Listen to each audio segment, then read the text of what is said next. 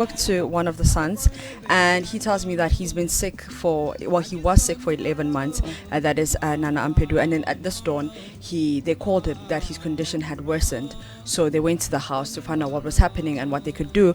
While they were at the house preparing to take him to the hospital, they called an ambulance. Now, they waited for quite a long time. The ambulance was delaying, and finally the ambulance came. But according to one of the other sons, he says, I'm sure if the ambulance had arrived earlier, or like some 20 minutes earlier, my dad could have been saved. Right. So they started at the Achimota hospital. But when they got to Achimota hospital and they were banging the door that, listen, my dad is in a critical condition, I need you to help him, the doctor said he was sleeping.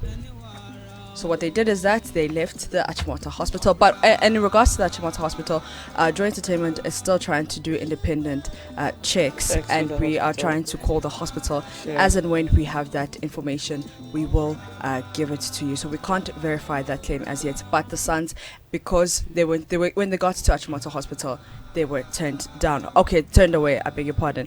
Now, after Achimota hospital, they went to the Legon UGMC, and the doctors tried their best, according to the sons, but unfortunately at 5:30 in the morning this morning, the legend left us and went to go meet his maker.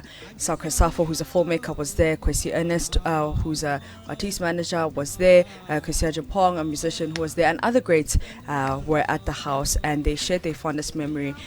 One thing that resonates with all of them is that he was a very humble man, and it didn't matter who you were or if he's seen you before, he knows you, met you are young, you are old, but he was just so humble, and he loved everyone. And also, I mean, a man who's composed over 800 songs is definitely a man that needs to be celebrated. We always say that someone is a legend, but more than 800 he actually songs defines it. Well, let me say he redefines the word legend. Yes.